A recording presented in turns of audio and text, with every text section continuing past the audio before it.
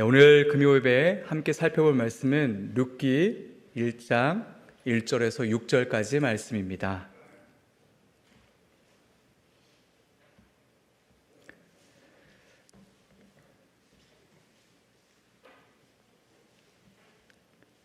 하나님의 말씀을 제가 받겠습니다. 사사들이 치리하던 때에 그 땅에 흉년이 드니라. 유다 베들레헴의 한 사람이 그의 아내와 두 아들을 데리고 모압 지방에 가서 거류하였는데 그 사람의 이름은 엘리멜렉이요 그 아내의 이름은 나오미요 그의 두 아들의 이름은 말론과 기륜이니 유다 베들레헴 에브라 사람이더라. 그들이 모압 지방에 들어가서 거기 살더니 나오미의 남편 엘리멜렉이 죽고 나오미와 그의 두 아들이 남았으며 그들은 모압 여자 중에서 그들의 아내를 맞이하였는데 하나의 이름은 오르바요 하나의 이름은 루치더라. 그들이 거기에 거주한 지 10년쯤에 말론과 기륜 두 사람이 다 죽고 그 여인은 두 아들과 남편의 뒤에 남았더라. 그 여인이 모압 지방에서 여호와께서 자기 백성을 돌보시사 그들에게 양식을 주셨다함을 듣고 이에 두 며느리와 함께 일어나 모압 지방에서 돌아오려 하여. 아멘. 말씀의 은혜가 있기를 간절히 소망합니다. 이번 여름에 진행한 여름 성경학교 기간에는 돌아오게 하시는 하나님이라는 주제로 룻기 말씀을 배웠습니다. 그리고 지난주 오후 예배 때도 룻기 말씀을 나눴죠.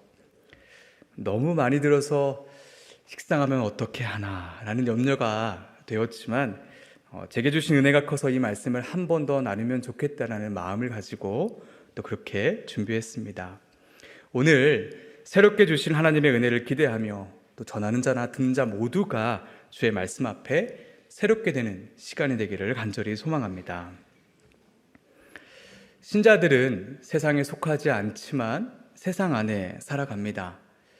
하나님께서는 신자들을 그렇게 세상 안으로 보내시죠. 세상 안에 믿는 자로서 복음을 전하고 또 사랑을 전하도록 하십니다. 그런데 늘 세상은 사람들을, 우리 신자들을 가만두지 않죠. 복음과 사랑을 거부하며 오히려 자신들의 복음과 사랑을 우리에게 권합니다. 안타깝게도 세상에 속하지 말아야 할 신자들이 세상에 속하게 됩니다. 이스라엘 백성들도 마찬가지였습니다. 룻기의 배경은 사사시대죠. 출애굽 이후 이스라엘 백성들은 약속의 땅인 가나안 땅을 분배받습니다. 그러나 하나님께서는 가나안 족속들을 일부러 그 땅에 남겨두셨죠. 이스라엘 백성들이 세상 안에서 하나님의 말씀에 순종하며 하나님 나라를 확장하는 모습을 보기 원하셨기 때문입니다. 그러나 우리가 잘 알다시피 이스라엘 백성들은 가나안 족속들과 결혼을 하죠. 그들의 문화를 삶의 깊숙한 곳까지 받아들였습니다. 결국 어떻게 되었습니까? 사사기 21장 25절에 사사기 기록을 마무리하면서 이렇게 고백하죠. 그때 이스라엘에 왕이 없으므로 사람이 각기 자기 소견에 오른 대로 행하였더라. 진정한 왕이신 하나님을 버리고 모두가 자기 소견에 오른 대로 판단하며 살아갑니다. 하나님께서는 그런 이스라엘을 징계하시죠. 아무리 씨를 뿌려도 그 씨가 자라나지 않습니다. 나무가 있으나 나무의 열매는 맺혀지지 않습니다. 혹독한 기근이 삶에 찾아온 것이죠. 이런 가운데 성경은 떡집이라 불리는 베들레헴에 살고 있는 한 가족을 주목합니다. 바로 엘리멜렉과 나오미 그리고 두 아들이죠. 엘리멜렉의 이름의 뜻은 나의 하나님은 왕이시다. 또 그 아내인 나오미의 이름의 뜻은 희락과 기쁨입니다. 하나님을 왕이라고 고백하는 남자와 하나님은 나의 기쁨이며 희락이라고 고백하는 여자가 결혼을 한 것이죠. 이 고백만 보아도 얼마나 귀하고 값진 것인지 우리 다시 한번 생각해 볼 수 있습니다.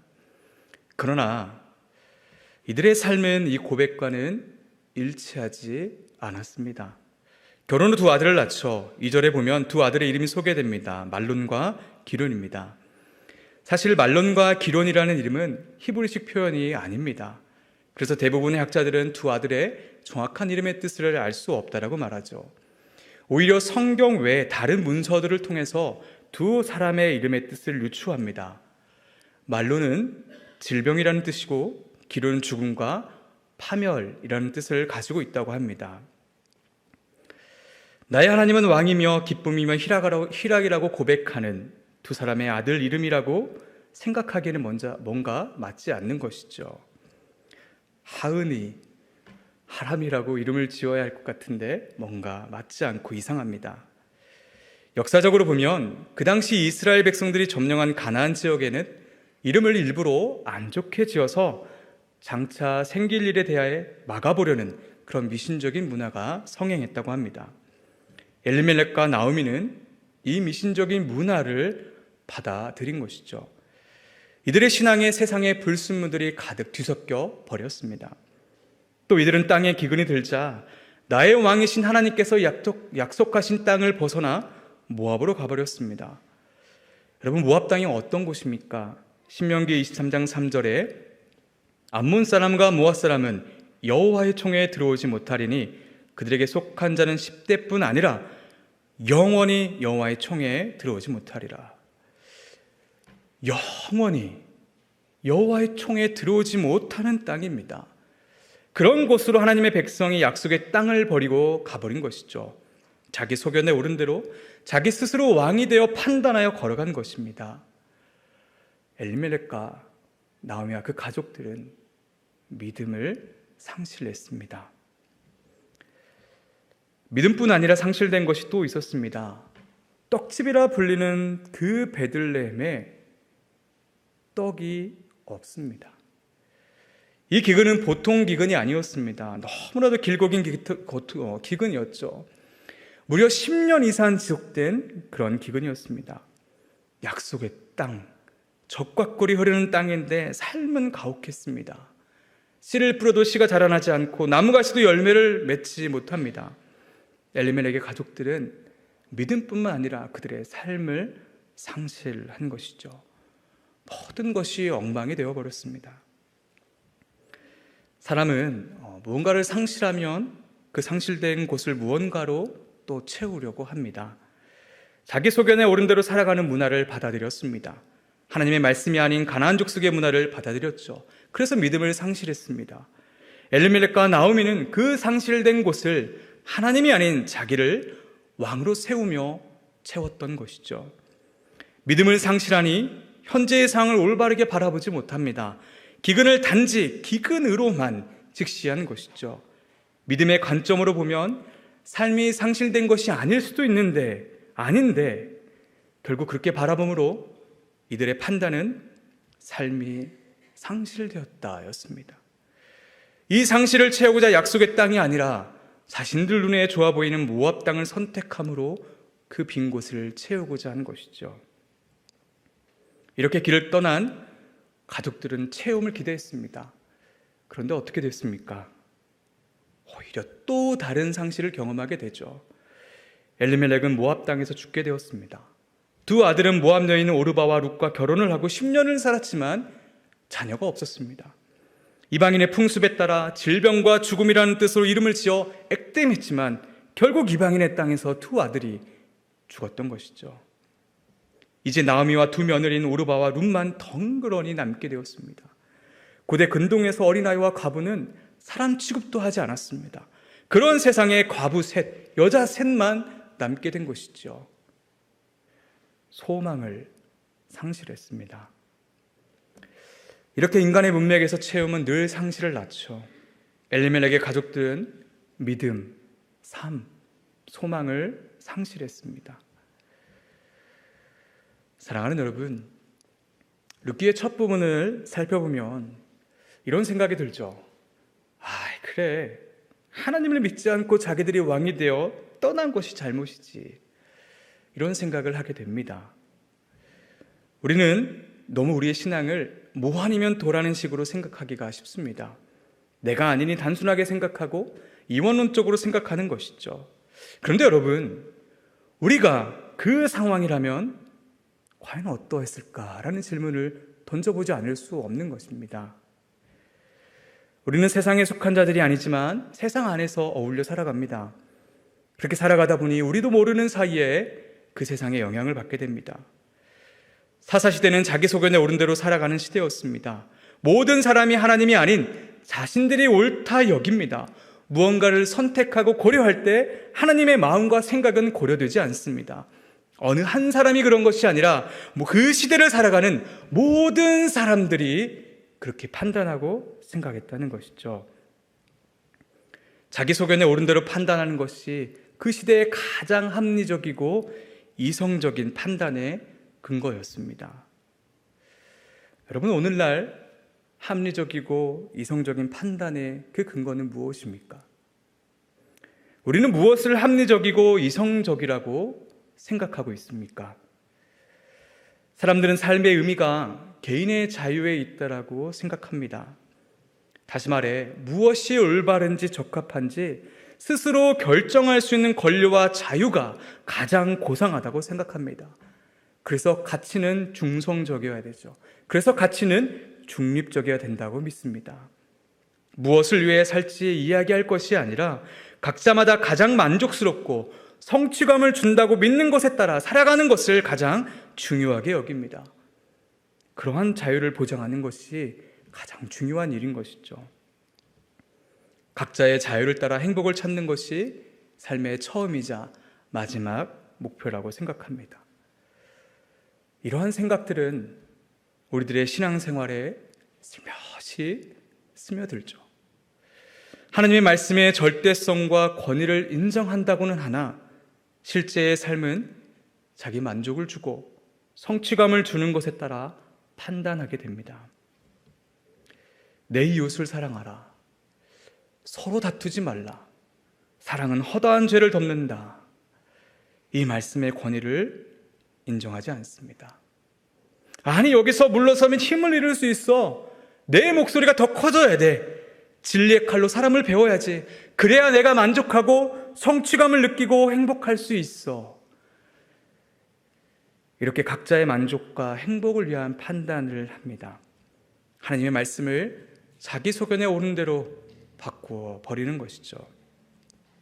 더 나아가 내게 만족을 주는 말씀만을 진정한 말씀으로 인정합니다. 요즘 에레미야 말씀을 새벽마다 계속 살펴보고 있죠.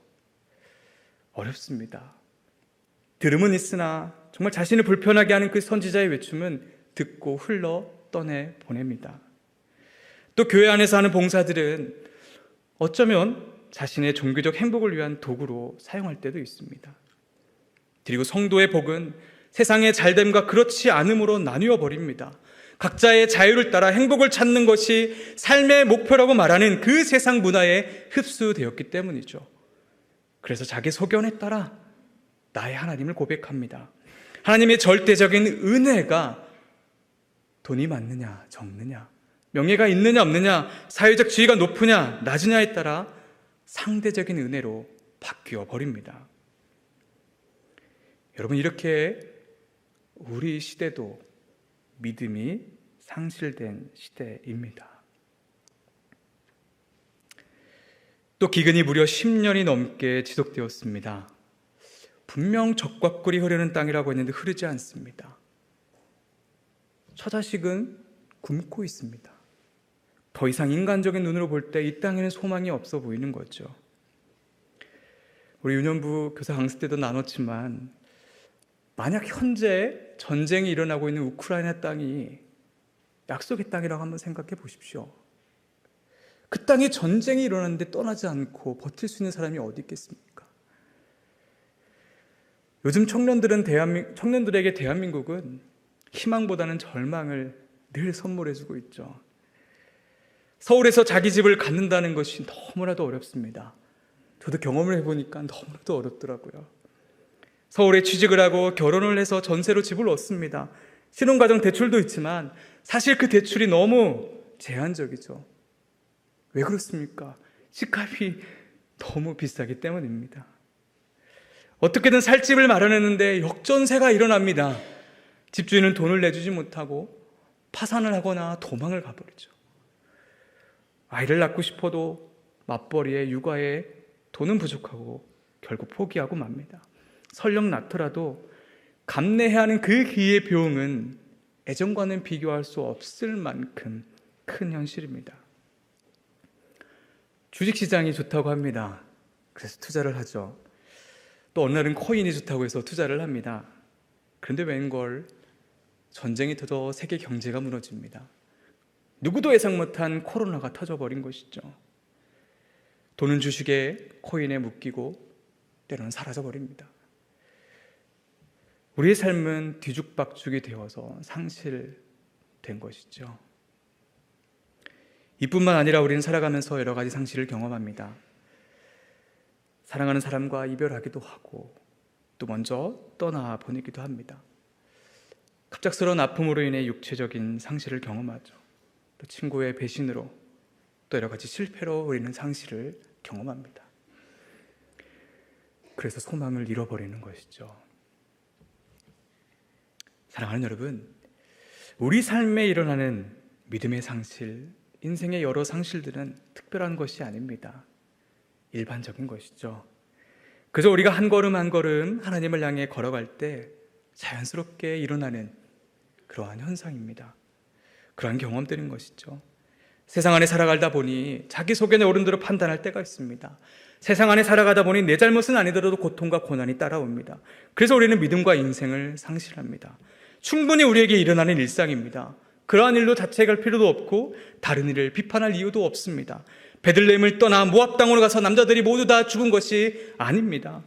하나님의 보복성 징계가 아니라는 것이죠. 그저 흘러가는 우리의 일상입니다. 룻기에서 우리가 주목해야 하는 점은 거봐, 네가 하나님을 떠나 자기를 왕으로 모시고 하나님을 떠나 지 멋대로 살았으니 그렇게 벌받은 거야. 이것이 아닙니다. 이렇게 생각하는 것이야말로 믿음의 상실이 초래한 결과인 것이죠.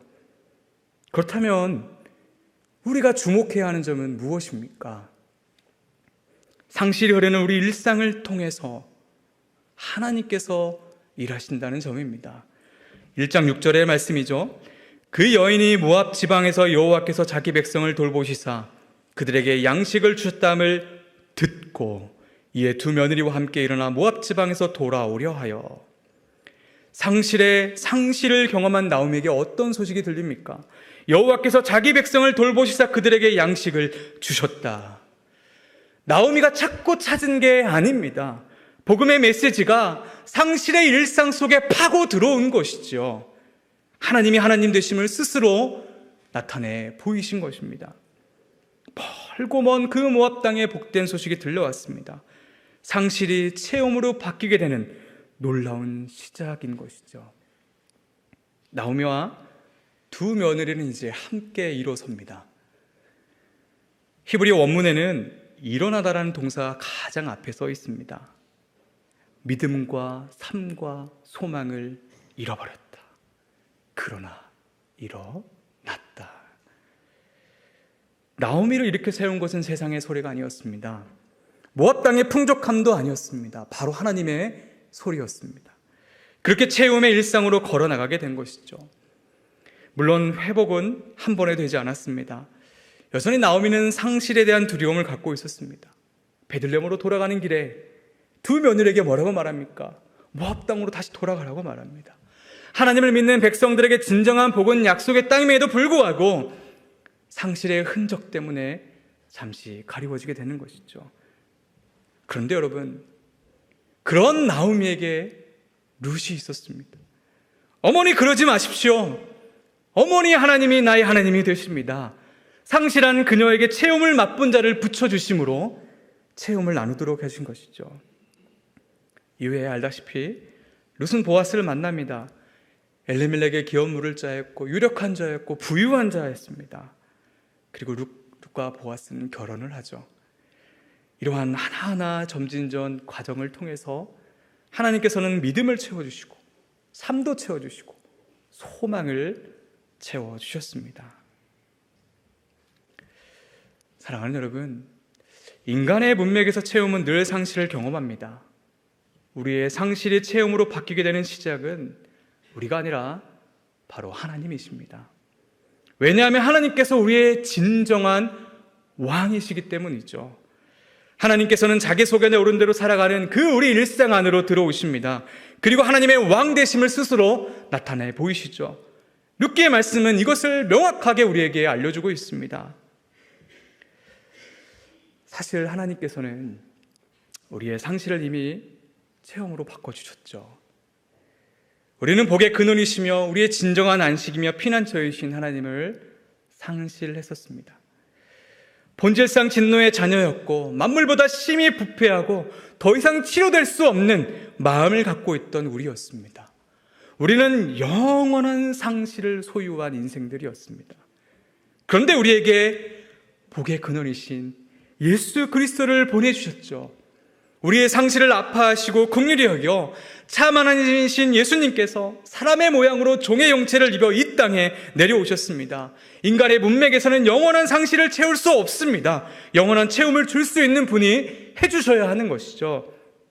그렇게 예수님께서는 우리를 위해 이 땅에 오셨습니다.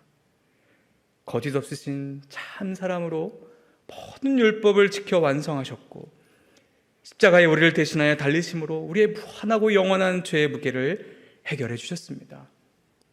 그리고 부활하시고 승천하시고 성령 하나님을 보내주셨습니다. 우리는 성령님을 통해 복음을 듣게 되었습니다. 그리고 예수 그리스도의 의를 전해받아 의롭다 여겨진 것이죠. 우리의 영원한 상실이 하나님에 의해 영원한 체험으로 바뀌게 되었습니다.